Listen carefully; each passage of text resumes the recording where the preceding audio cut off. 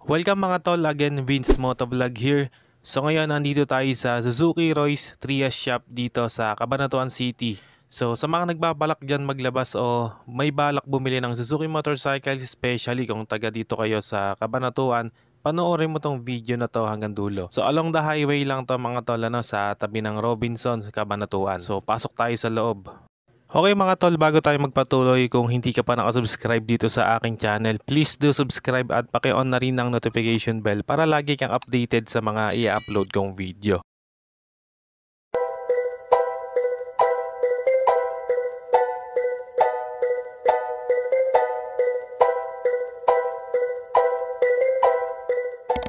Okay mga tol, simulan natin dito sa pinaka-compact o pinakasulit na scooter ng Suzuki ngayon. So ito nga mga tol, ang Suzuki Bergman Street 125. So ito yung tinatawag nilang maxi scoot you can afford. So dahil bukod sa mura ito ang pormahan talaga nito maxi scooter. So meron siyang malaking body design para talaga siyang maxi scoot. So ayan, makikita nyo, meron siyang wind visor. And ang kinaganda nito mga tol, meron siyang gulay board o yung footboard. So napaka-useful yan lalo na kung mamimili tayo. So pwede natin paglagyan ng mga extra luggage natin or baggage. So meron nga ito mga tol, dalawang variant, yung standard at yung executive version. So ito mga tol, yung executive version, so mas silver yung kulay nito, and yung white kanina is yung standard. So yung pinagkaiba nila itong executive is, so naka SEP Alpha na to, so silent start na siya, and meron itong auto stop start. At ang isa rin sa pinagkaiba nila is yung size ng wheel, so ito kasi ay pareho ng 12 inches yung wheel. Pero yung standard ay naka 10 inch naman yung rear wheel. Sa makina nga nito mga tol, gumagamit ito ng 125cc 2-valve single overhead cam fuel injected engine. At pagdating sa fuel mileage, kaya nito umabot hanggang 50 to 55 kilometers per liter.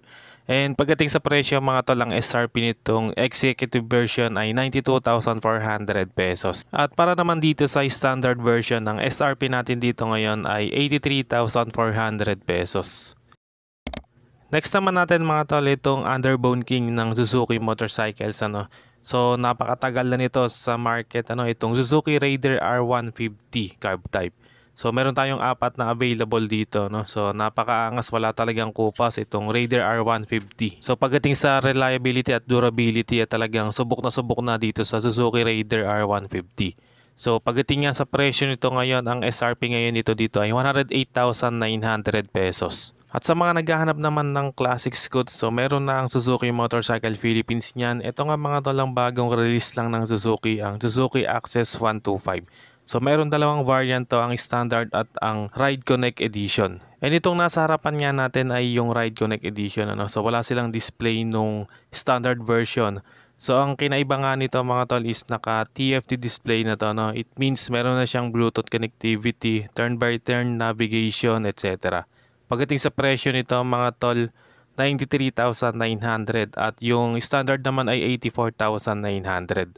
Next natin mga tol, itong isa rin sa mga sulit na underbone ng Suzuki, ang Suzuki Smash 115 carb type at Suzuki Smash 115 fuel injected. Isa tong mga tol sa bestseller underbone ng Suzuki, very durable dahil medyo matagal na din sa market ang isang to. Sulit na sulit pagdating sa pang-araw-araw, dahil bukod sa maporma na talagang matipid kumonsumo ng gas. Nakayang umabot hanggang 57 kilometers per liter para sa naka-carb type, at mas pinatipid pa sa fuel injected version, nakayang umabot hanggang 68 kilometers per liter. Base yan mga tol sa tech specs o technical specification na nilabas ng Suzuki Philippines. Ang maganda dito, marami tayong pagpipili ang kulay, So ayan, makikita nyo, marami silang available dito. At may dalawang variant, ang naka-spoke at ang naka-cast-wheel o yung naka-mugs. Pagdating sa presyo mga tol, sa spoke type ay 63,400 pesos. At para naman dun sa naka-mugs ay 68,400. Sa FI version naman para sa spoke type, ang SRP ay 67,400 at doon naman sa nakaka-wheel o sa naka-mugs ay 72,400. At sa mga naghahanap naman ng pang touring at pang sport touring, available din dito mga tol ang Suzuki Gixxer 155 at ang Suzuki Gixxer SF 155. So ito naman yung sport touring bike nila,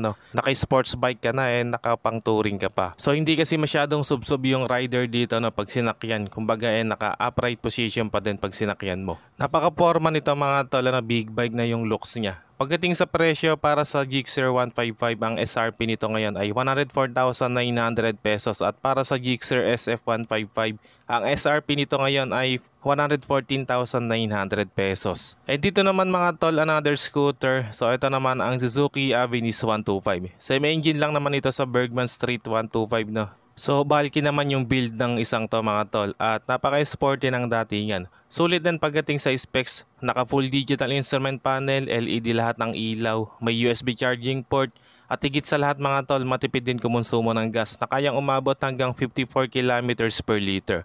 Sulit din pang araw-araw. Pagdating sa presyo, SRP nito ngayon ay 80,400 pesos. Okay mga tol, sa ngayon yan lang mga available units nila dito sa Suzuki Royce 3S Shop dito sa Cabanatuan City. Sa mga interesado, pwede kayong mag-PM sa Facebook page natin para ma-assist ko kayo or call or text lang kayo sa number ko. Especially kung taga rito kayo sa Cabanatuan City. So hanggang dito na lang muna mga tol kung umabot ka sa part ng video na to, and sa mga solid viewers natin dyan o sa mga solid subscriber, maraming salamat mga tol sa panonood. At kung bago ka lang sa channel na to, wag lang mag-atubili pang mag-subscribe at paki-on na rin ang notification bell para ma-notify ka pag may bago tayong upload. And meron din tayong Facebook page, paki-like and follow na rin. Maraming salamat mga tol, always ride safe and God bless.